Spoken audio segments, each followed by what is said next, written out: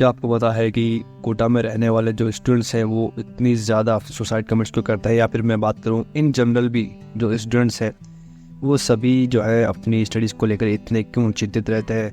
या फिर मैं बात करूँगा कि कैसे जो एक नई रिपोर्ट सामने आई है इसमें पता लगा कि कैसे लगभग 800 मिलियन से ज़्यादा जो इंडियंस हैं उनका जो पर्सनल इन्फॉर्मेशन डेटा है वो ब्रीच हुआ है। बात करेंगे इन सभी के बारे में और कैसे जो है आम सिटीज़न जो है वो इस डेटा ब्रीच होने से या फिर अपना पर्सनल इन्फॉर्मेशन जो डेटा है उसको कैसे प्रोटेक्ट कर सकते हैं। तो आज इन्हीं टॉपिक्स के बारे में आज हम डिस्कस करेंगे। मेरा नाम है Rupendra Shekhawat and I welcome you to this new episode of raw classes.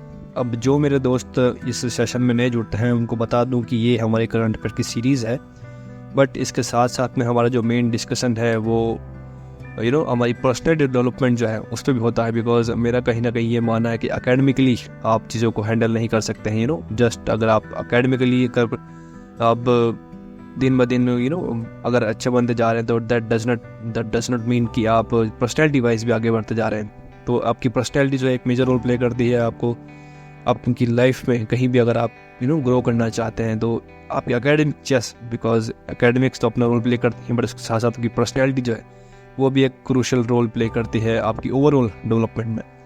तो इसी चीज़ को लेकर मैं आप लोगों के साथ में हर रोज़ एक नया कोर्स शेयर करता हूँ, अगर जिसे आप अपनी लाइफ में इम्प्लीमेंट करेंगे तो definitely over the period of time आप अपनी लाइफ के अंदर एक पॉजिटिव चेंज ज़रूर देखेंगे।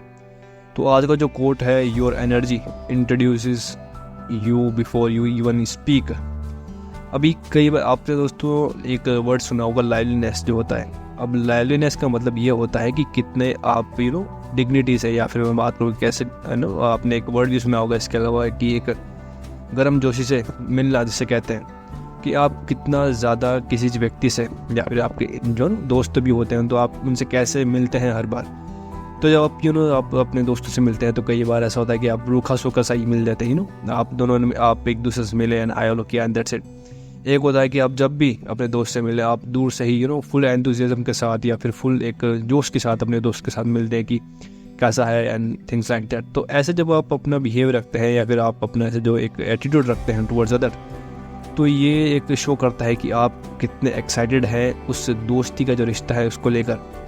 एक ये चीज़ दर्शाता है कि आप जब भी अपने दोस्त से इतने गर्म जोश से मिलते हैं अब अपने जैसे बैकग्राउंड में देख सकते हैं कि ऐसे ही दोनों फ्रेंड जो है आपस में काफ़ी ज़्यादा एक लाइवलीनेस से मिल रहे हैं। तो ये सब चीज़ें जब आप अपनी लाइफ में इंट्रोड्यूस करते हैं तो आपका जो एक नेचर है दूसरों के प्रति वो तो बेहतर होता ही है और आपके जो रिलेशंस हैं वो भी अच्छे होते हैं। बिकॉज जो अगला इंसान है उसको भी लगता है कि yes that man is interested in meeting me.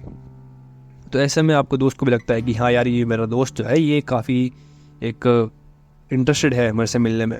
तो आपने कुछ बोला उससे पहले ही आपका जो एक्शन है, यानी कि आपने जो एक अपना जेस्चर दिखाया ना कैसे आप बोल्डली अपने दोस्त से मिलता है, तो वो आपकी एक पर्सनैलिटी दर्शा देता है कि आप कितने ज़्यादा सीरियस या फिर कितने ज़्यादा इंक्लाइंड है टूवर्ड्स योर फ्रेंडशिप। तो ये एक काफ़ी अच्छी चीज़ है। मैं सिर्फ फ्रेंडशिप की बात नहीं कर रहा हूँ, आप अपनी लाइफ के अंदर आप चाहे अपने पेरेंट्स के साथ मिलते हो। अब ऐसा नहीं कि पेरेंट्स के साथ में आपको ऐसे मिलना है, बट जब भी आप अपने पेरेंट्स से मिलें, अगर आप बाहर रहते हैं घर से या आप इन जनरल भी घर में रहते हैं, तो जब भी आप स्कूल कॉलेज से या वर्क से वापस आएँ तो आप एक गर्म जोशी के साथ अपने रिश्तेदारों से, अपने पेरेंट्स से, अपने सिबलिंग से मिल सकते हैं कि कैसा रहा आपका दिन एंड थिंग्स लाइक दैट। तो जब आप अपने बोलने से पहले ही अपना एक्शंस जब आप शो करते हैं तो yes things have change a lot. आपकी जो सामने व्यक्ति है उसको ज़रूर ये लगता है कि yes that man is interested in talking. तो ऐसी कुछ चीज़ अगर आप अपनाएंगे तो यस आप प्रोफेशनली वाइज तो आप ऑफिस में चाहे अगर आप ऐसे मिलते हैं लोगों से तो that shows a very good gesture of yours. And अगर आप इन जनरल भी मिलते हैं तो आप दर्शाता है कि आप कैसे एक इंटरेस्टिंग पर्सन है। तो यस अगर आप इस चीज़ को इम्प्लीमेंट करेंगे तो you will see changes and आप देखेंगे कि कैसे आपकी पर्सनैलिटी वाइज जो है वो चेंज हो रही है एंड आपके जो रिलेशंस हैं वो कैसे दिन ब दिन अच्छे होते जा रहे हैं। नाउ डियर फ्रेंड्स, ये था आज का quote. Now let's move towards the question. आज का जो सवाल है आपके लिए ये है कि who is recognized as the national icon for the election commission of India in October 2023। अभी हाल ही के अंदर इलेक्शन कमीशन जो है हमारे देश का, उन्होंने किसी एक व्यक्ति को नेशनल आइकन नियुक्त किया है। तो आपको उस व्यक्ति का नाम मुझे कमेंट सेक्शन में बताना है।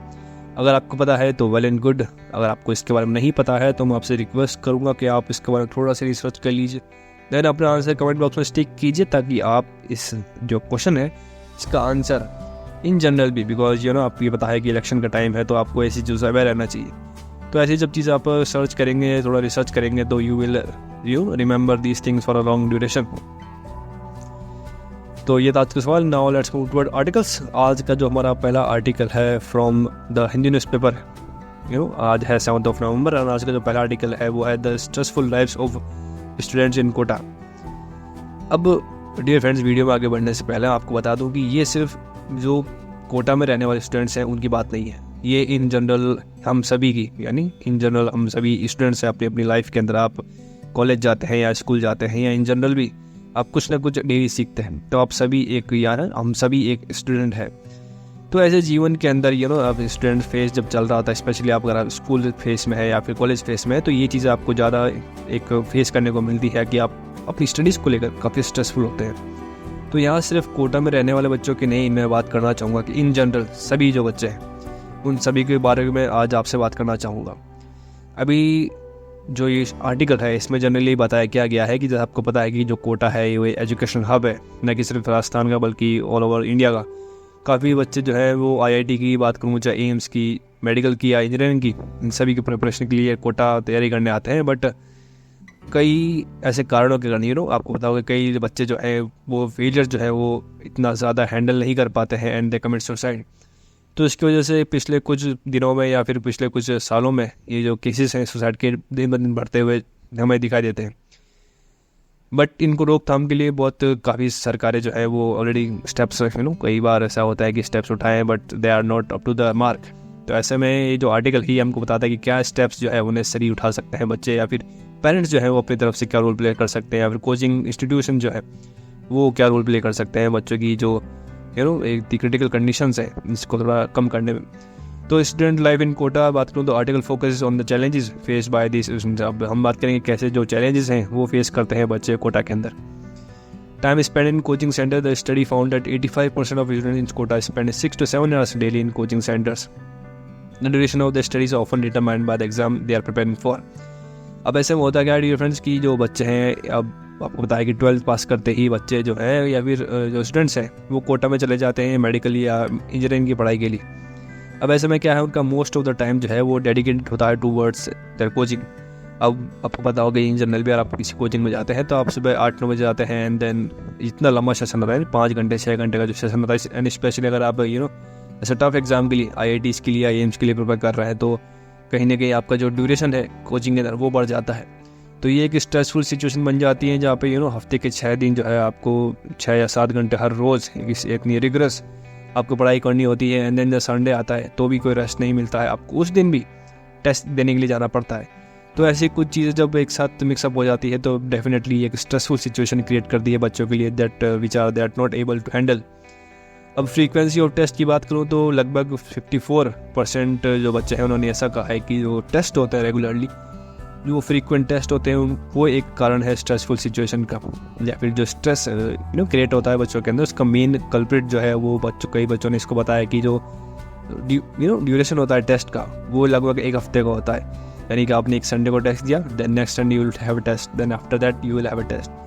तो ऐसे लगातार 1 हफ्ते में जो पीरियड है यानी कि 6 दिन का जो गैप मिलता है ये इनफ नहीं है। यानी कि कुछ बच्चों का ये कहना है कि जो गैप है लगभग 10 दिन का होना चाहिए। यानी कि अगर आज 1 तारीख को किसी कोचिंग ने टेस्ट लिया है तो नेक्स्ट टेस्ट जो है वो लगभग 10 दिन बाद होना चाहिए। तो ऐसे में कुछ रिलीफ मिल जाता है बच्चों को रिकवर करने का। जो स्टडीज़ उन्होंने करी है लगभग 6 दिन से या फिर हफ्ते में जो पढ़ाई करते हैं उन सभी से वो ब्रेक लेकर थोड़ा सा अपने आप को रिलैक्स कर सकते हैं। उसके बाद जब वो टेस्ट देंगे तो काफ़ी अच्छे पॉजिटिव रिजल्ट्स हमें देखने को मिल सकते हैं। अब डिज़ायर फॉर लीजर एक्टिविटीज़, अब 80% से ज़्यादा बच्चों का ये कहना है कि एक वीक के अंदर जो एक कोचिंग के द्वारा ही जो हमें एक लीजर एक्टिविटीज़ जो है वो प्रोवाइड करने की ज़रूरत है। बिकॉज आपको पता है कि जब एक अगर आप आई डोंट नो आप में कितने लोग जो है वो पीजी में या फिर ऐसे अलग रूम लेके रहे हैं या दूसरी सिटी में जाके पढ़े हैं, बट मेरा एक्सपीरियंस में बताऊँ आपको डिफरेंस क्या होता है कि अगर आप मान लीजिए किसी आप किसी पीजी में रह रहे हैं या फिर आप इन जनरल रूम लेके रह रहे हैं अपने फ्रेंड्स के साथ में, तो जैसा आपका एक सर्किल बनता है ना कि आपके साथ अगर मान लीजिए 4 बच्चे और रहते हैं, आप 4 जनों के साथ और रहते हैं, तो उन चारों का जैसा रूटीन होगा वैसा ही आपका रूटीन हो जाएगा। मान लीजिए कि 4 बच्चे जो हैं वो रिगरसली पढ़ाई कर रहे हैं तो आपका भी मन नहीं करेगा कि आप कुछ और चीज़ को अप्लाई कर सकें अपने जीवन में। तो ऐसे में ज़रूरत है कि जो कोचिंग इंस्टीट्यूशंस हैं वो ही बच्चों के लिए कुछ ऐसी लीजर एक्टिविटीज़ जो है वो कंडक्ट कराए, ताकि सभी बच्चे जो है पढ़ाई से हटकर भी किसी और चीज़ में अपना ध्यान कंसंट्रेट कर सके, to freshen up their minds. तो over 80% of student wish for one day of week to be dedicated to leisure activities provide respite from their hectic schedules.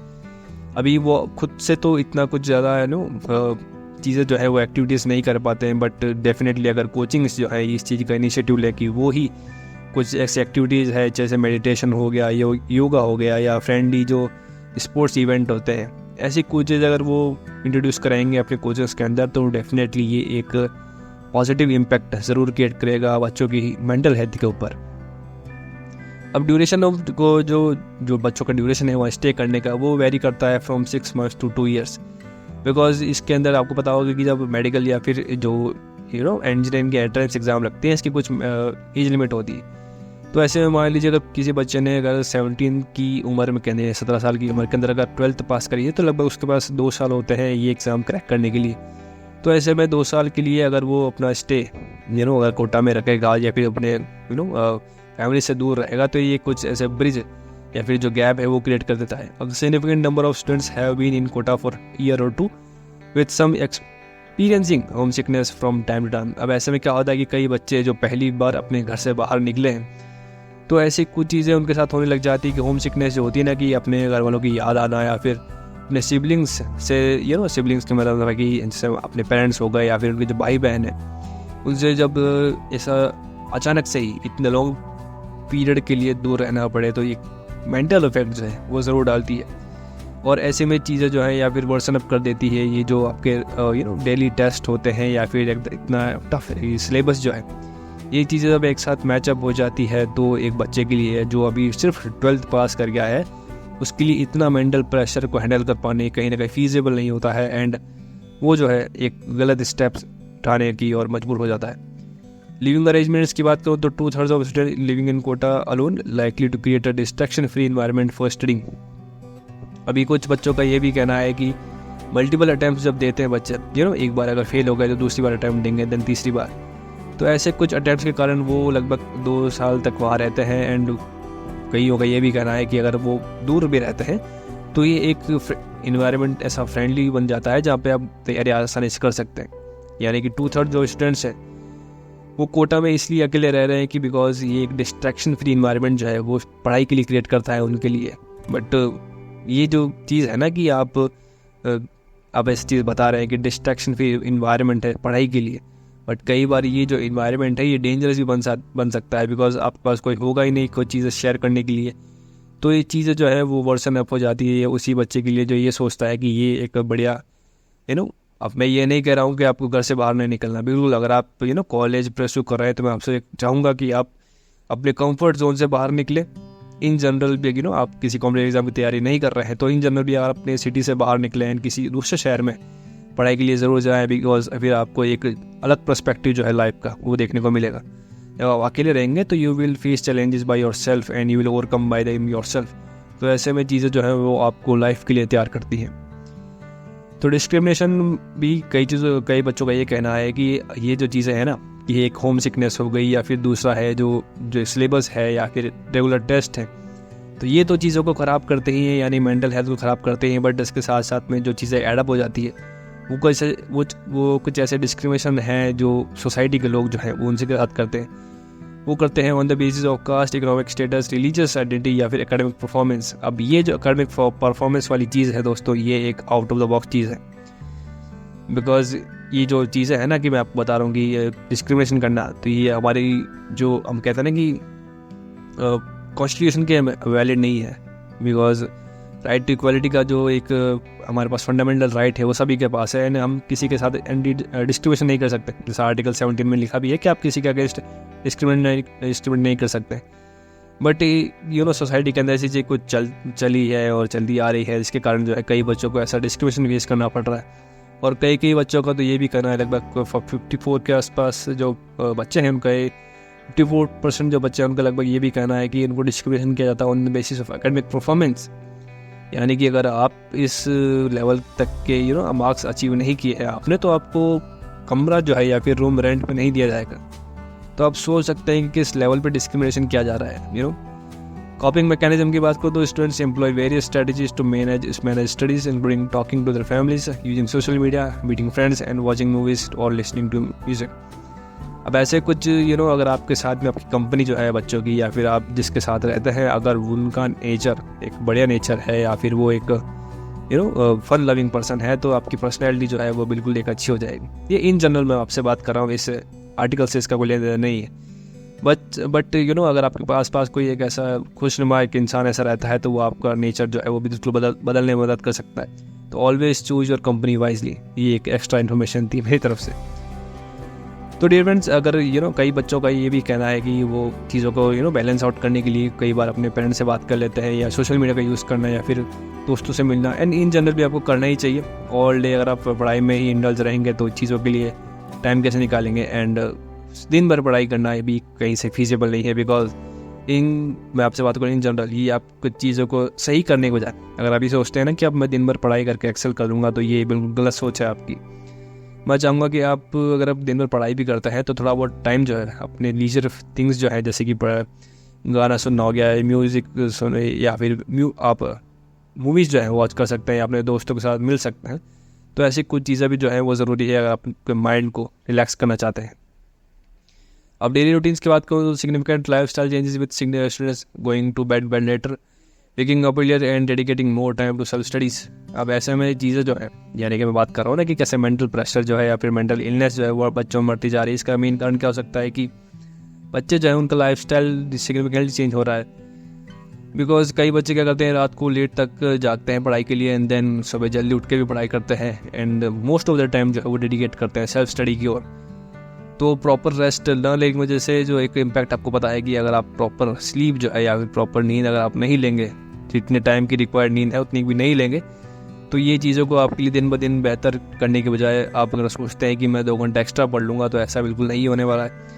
2 घंटे एक्स्ट्रा पढ़ने के चक्कर में आप आपको इस चीज़ का आइडिया भी नहीं है कि आप अपनी हेल्थ वाइज कितना आपको नुकसान पहुँच रहा है।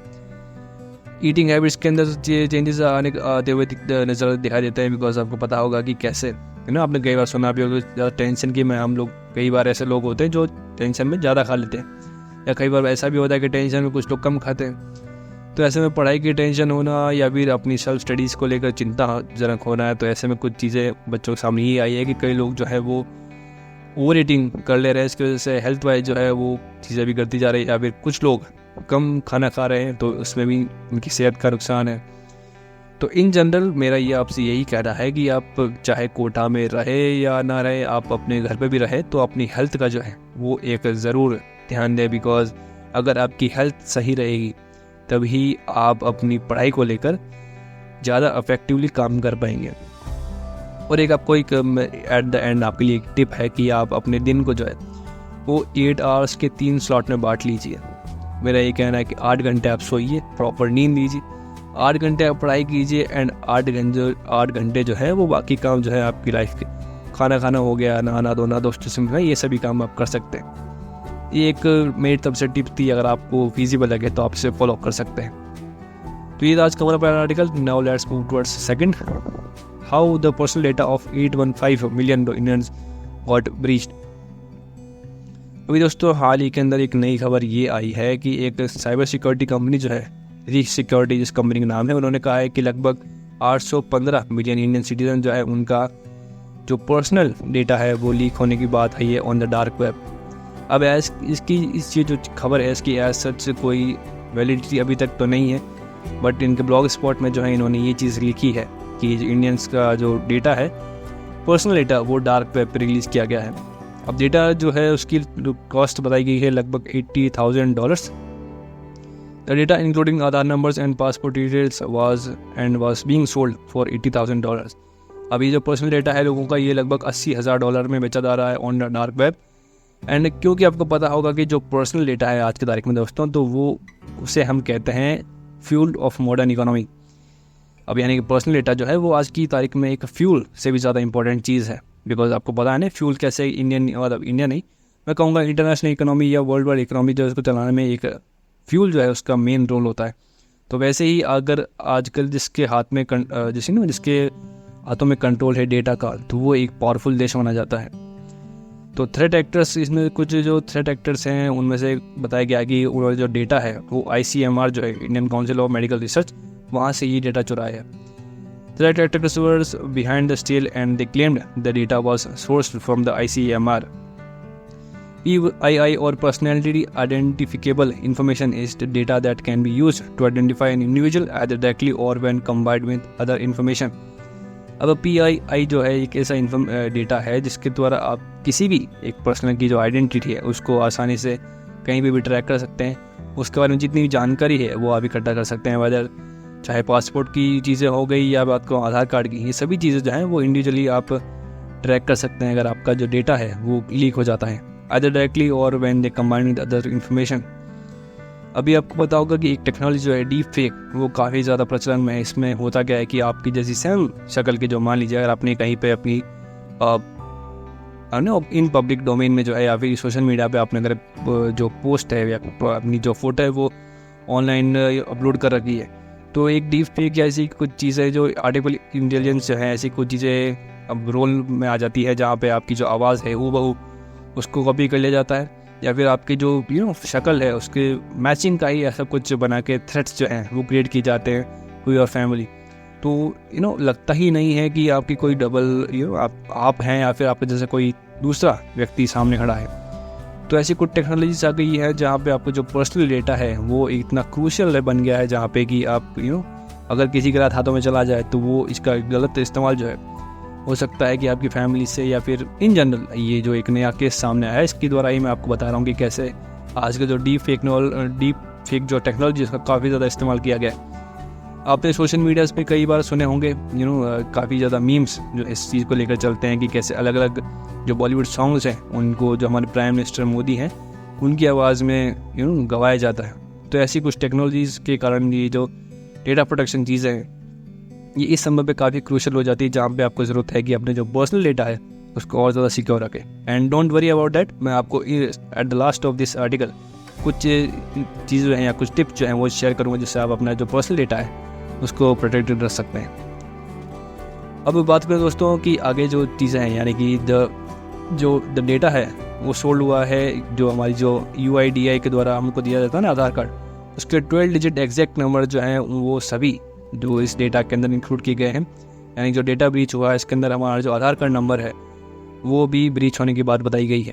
अब एज सच कोई इसके सामने कहते हैं ना कि कन्फर्मिटी वो नहीं आई है, बट स्टिल जो चीज़ें ब्लॉग स्पॉट में इन्होंने लिखी है वो सभी चीज़ें जो हैं वो आपके साथ शेयर कर रहा हूँ। अब ट्रू थ्रेट एक्टर जो है, एक का नाम है PWN001 एंड ल्यूसियस। अब ये कोई असली नाम नहीं है दोस्तों, ये आपको पता है कि ये जो नाम होते हैं ये एक आर्टिफिशियल नाम होते हैं जो इन जनरल ये लोग जो हैकर्स होते हैं ये लोग रख लेते हैं। पर involving in selling PII data. अब ये जो पर्सनल इन्फॉर्मेशन डेटा जो है इसको ब्रीच करने में ये दो लोगों का नाम सामने आया, जिसमें एक का नाम है PWN001 एंड दूसरे का नाम है लूसियस।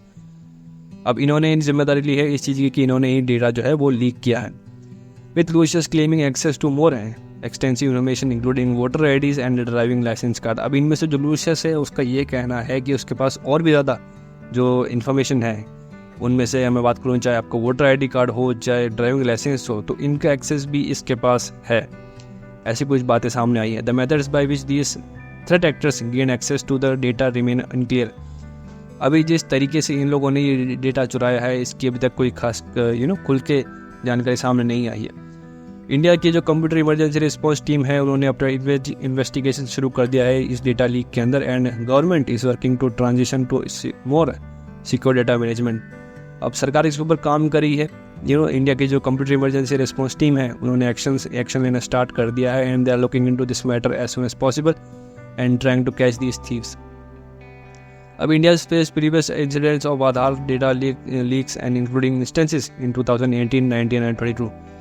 अभी ये आज की बात नहीं है दोस्तों, इससे पहले भी जो PM किसान योजना थी उसको लेकर भी डेटा कुछ ऐसा सामने आया था कि 2018 के अंदर PM किसान से रिलेटेड जितने भी किसान भाई हैं हमारे, उन सभी का डेटा डार्क वेब पे अवेलेबल था। बट इस चीज़ को लेकर ऐसा कोई खास खुलासा नहीं हुआ था या फिर इसकी कोई पुख्ताई नहीं आई थी। तो ऐसे में फॉल्स क्लेम करना आजकल काफ़ी आसान है। तो आप इन सभी चीज़ों को लेकर, यानी कि इन जनरल भी अगर आप में से आई डोंट नो कितने लोग इस चीज़ से अवेयर हैं कि कई लोग जो हैं इन जनरल आप सोसाइटी में देखते भी होंगे, कई लोग जो व्हाट्सएप से जो चीज़ें आती हैं, यानी कि मान लीजिए किसी ने व्हाट्सएप का कोई मैसेज किया है, उस चीज़ को आप सच मान लेते हैं। आपने ऐसा देखा होगा कई बार कि सोसाइटी में जो कुछ ऐसे लोग जो हैं वो ऐसा फॉल्स नैरेटिव जो क्रिएट करते हैं कि गलत चीज़ें आपको पता चलती होगी कि व्हाट्सएप से ये चीज़ें बाहर आती हैं, एंड आप कई लोग जो हैं इस पर बिलीव कर लेते हैं। तो मैं आपसे रिक्वेस्ट हूँ कि आप बिल्कुल ऐसा ना करें, एंड आपके आसपास जो ऐसा कोई करता है कि व्हाट्सएप पे कोई चीज़ आई है ना, यू बिलीव देम ब्लाइंडली, तो ऐसा ना करें, अंधाधुंध उस चीज़ पे विश्वास ना करें। मैं आपसे रिक्वेस्ट करूँगी आप कोई भी इन्फॉर्मेशन आप देखें तो उसके बारे में खुद एक बार रिसर्च कर लें, खुद इसके बारे में पता कर लें अलग अलग रिसोर्सेज से, देन उसके बाद ही किसी चीज़ पे आप भरोसा करें। तो ऐसे कुछ चीज़ें 2018-19 में भी आई थी, लेकिन उनका कोई खास प्रभाव जो है वो हमें देखने को नहीं मिला था, यानी कि जो फॉल्स ऐसे कुछ क्लेम्स हैं वो किए गए थे उस समय पर। The leak of PII data poses risk to result identity theft, online banking theft, tax frauds and other cyber enabled financial crimes.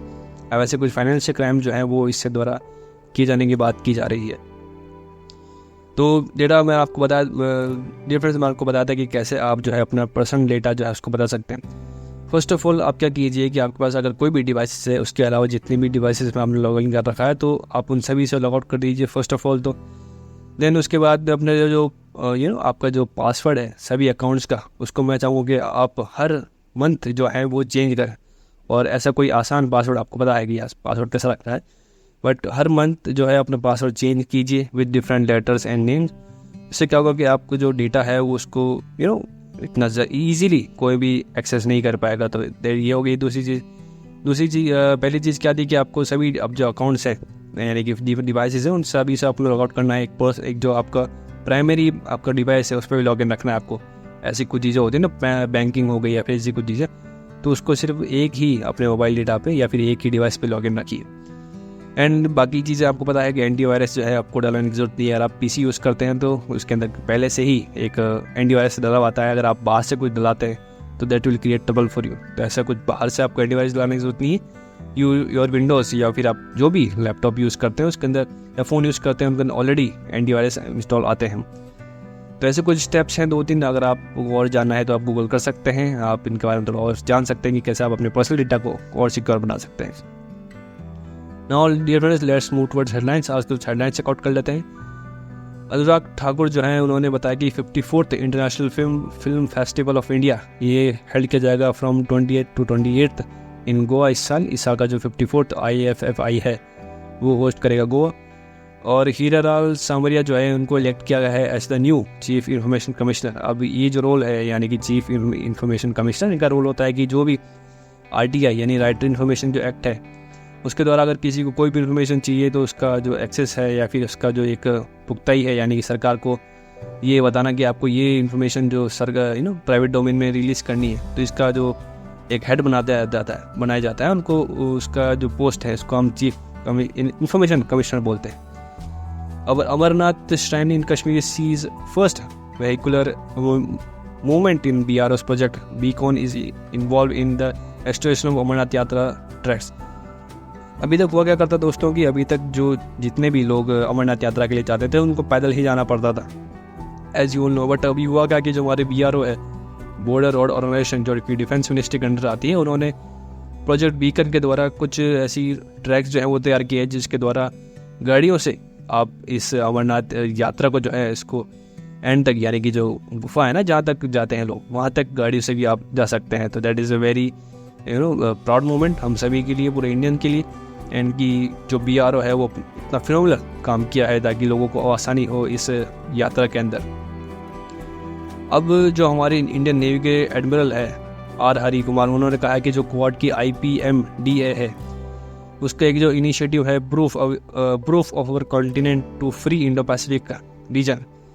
अभी एडमिरल कुमार ने ये कहा है कि जो क्वाड का IPMDA इनिशिएटिव है इसके कारण जो फ्री इंडो पैसिफिक रीजन है, इसके कारण जो एरिया है इसको एकदम सेफ बनाया गया है। यानी कोई भी एक्सटर्नल थ्रेट्स जो है, चाहे वो चाइना का हो, चाहे किसी भी अलग दुश्मन देश का हो, वो उसके कारण किसी भी एक देश का इसके ऊपर कंट्रोल नहीं हो सकता जो इंडो पैसिफिक रीजन है। यानी कि फुल कंट्रोल में है अभी Indian navy with quad members. तो ये थी आज की कुछ हेडलाइंस। नाउ ये फ्रेंड्स, अभी तक लाइक नहीं किया है वीडियो को तो लाइक कर लीजिए, कमेंट कीजिए अपने आंसर्स, शेयर कीजिए इस वीडियो को all your friends and family, subscribe करिए चैनल को तो सब्सक्राइब नहीं किया है तो। एंड या that's it, this is Rupendra Shekhar.